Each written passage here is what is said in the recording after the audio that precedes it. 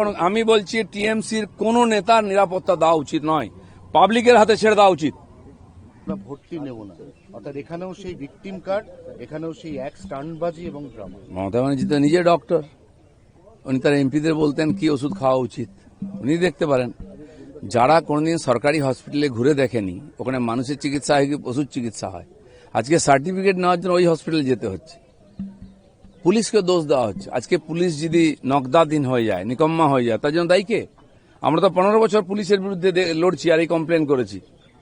আজকে পুলিশ খারাপ হয়ে গেল, আজকে ডাক্তার খারাপ হয়ে গেল, হসপিটাল খারাপ হয়ে গেল যখন সময় খারাপ হয়েছে। আজকে এইসব নাটক দেখতে হচ্ছে আমাদের। কিচ্ছু হয়নি, হিরো হতে গেছিলেন কেন? জীবনে যে মাটিতে পা ফেলেনি, হাওয়াতে নেতাগিরি করে বড় হয়েছেন। 22টা গাড়ির কনভয়, 100টা পুলিশ, এ তো আমরা ছোটবেলা থেকে দেখে আসছি। কিসের জন্য, কিসের অধিকারী পেতেন? যখন আমার গাড়ি ভাঙতো, আমাদের কর্মীরা সুসাইড করত, যখন পিটিএ মারা হতো আমাদের কর্মীদের, ওদের নেতারা কুণাল ঘোষ, ববি হাকিম স্টেটমেন্ট দিত কি জনরোষে বিজেপির লোকেদের মেরেছে। দেখুন জনরোষে কি বলে, কাকে বলে। আর যখন সুইসাইড করতো আমাদের কর্মীরা, বলছে বিজেপির লোকেরা হতাশায় সুইসাইড করছে। তোমার কাউন্সিলর সুইসাইড কেন করলো? কেন বাড়ি ছেড়ে পালিয়ে যাচ্ছ? পাবলিক রাস্তায় কেন পেটাচ্ছে?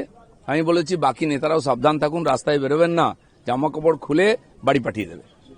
বাজারে ইতিমধ্যেই ডিমের দাম বেড়েছে, খোলা বাজারে ডিমের দাম ডজনে 6 টাকা বেড়েছে। এটা কি এই এত ডিম যদি এত টিএমসি নেতাদের উপহার দেওয়া হয় তাহলে ডিমের দাম তো বাড়বেই।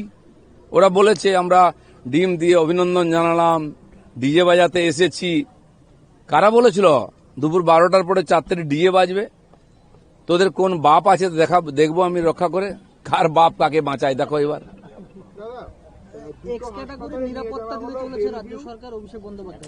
রাজ্য সরকার তো আগেও দিয়েছিল, রাজ্য সরকার তো দিয়েছে। আর আমাদেরকে রাজ্য সরকার কোন, আমি এমএলএ ছিলাম, আমাদের এমএলএদের জন্য ভিক্ষা করেও সুরক্ষা দেয়নি, তাদেরকে মারা হচ্ছিল। আমাদের এমপি খগন মুর্মুকে মেরে রক্তাক্ত করে দেওয়া, সে ফটো আপনারা দেখিয়েছেন। তখন সিম্পেথিও দেখিনি, নাটকও করিনি। তো একটা এমপির সুরক্ষা নেই, এখন বলছে উনি এমপি। আচ্ছা, বিজেপির এমপি হলে এমপি নয়, টিএমসির এমপি হলে এমপি। আমাদের বাধ্য হয়ে কেন্দ্র সরকার আমাদের এমএলএদের সুরক্ষা দিয়েছে সিআইএসএফ এর। বিধানসভার মধ্যে সিআইএসএফ কে ঢুকতে দেওয়া হতো না। 100-150 সুরক্ষা কর্মী তারা বাইরে রৌদ্রে দাঁড়িয়ে থাকতেন, সেদিন তো আমরা দেখেছি। আমি তো একটা কথাই বলবো, দেখ কেমন লাগে, এছাড়া কি বলা আছে? অনেকে বলছে অভিষেকের তো নিরাপত্তায় কাটছাট করা হয়েছিল, এই ব্যাপারটা করে ও নিজের নিরাপত্তাটা বাড়ানোর একটা চেষ্টা করে। এইসব চালাকি করে কোন, আমি বলছি টিএমসির কোন নেতার নিরাপত্তা দেওয়া উচিত নয়, পাবলিকের হাতে ছেড়ে দেওয়া উচিত।